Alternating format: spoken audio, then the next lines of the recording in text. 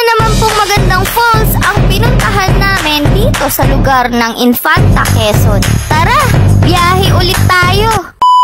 Gumising nga kami nito ng 3 AM para naman makapaggayak na at makaalis na bago mag 5 AM. Nga pala, super late upload na to. At dahil na-vlog na nga ang lugar na to, expected na rin talaga namin na maraming tao doon dahil weekend din nung pumunta kami doon.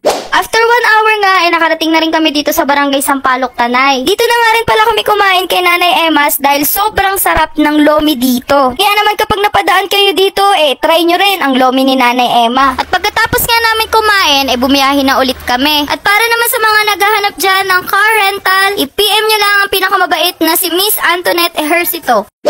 At pagkatapos nga ng mahabang biyahe, nakarating na rin kami dito sa wakas, sa Kakawayan Falls.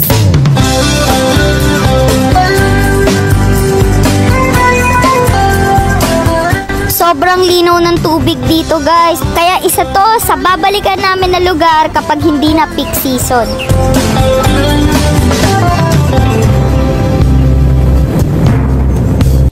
50 pesos nga rin pala ang entrance fee dito for day tour. Gusto mo naman mag-overnight, meron din 150 pesos. Pwede ka rin naman magstay ng 22 hours for only 200 pesos. Isa nga sa pinaka nagustuhan ko dito sa Kakawayan Falls dahil meron nga silang space para sa mga bata. Para naman sa mga isip bata dyan, ang tansya ko nga ng lalim neto nasa 6 feet. At dito nga sa bandang itaas, ang pang-finale ng lugar na to. Dyan nga nanggagaling yung tubig na bumabagsak dun sa ibaba. Kataon nga lang, nung pumunta kami dito, mahina nga daw ang tubig. Siguro hindi sila nakabayad sa nawasa, tsareng.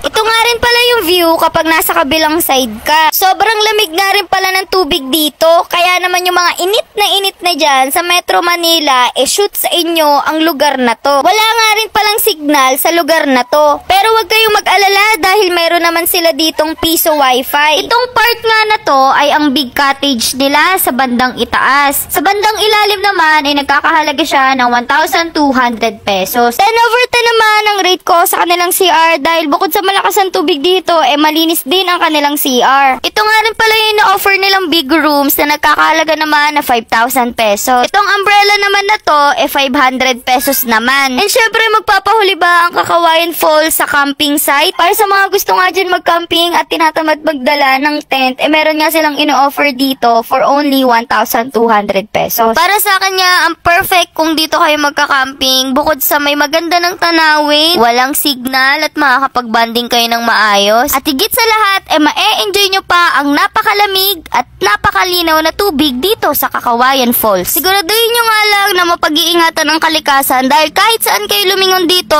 may nakalagay nga dyan na basura mo, iuwi mo. Kaya naman, kung pupunta kayo dito, wag nyong kakalimutan na magdala ng garbage bag. Kung may mga katanungan nga kayo, comment nyo nga lang dyan sa ibaba. So hanggang dito na lang. Salamat sa panonood! Follow for more! Do share, do share, do share!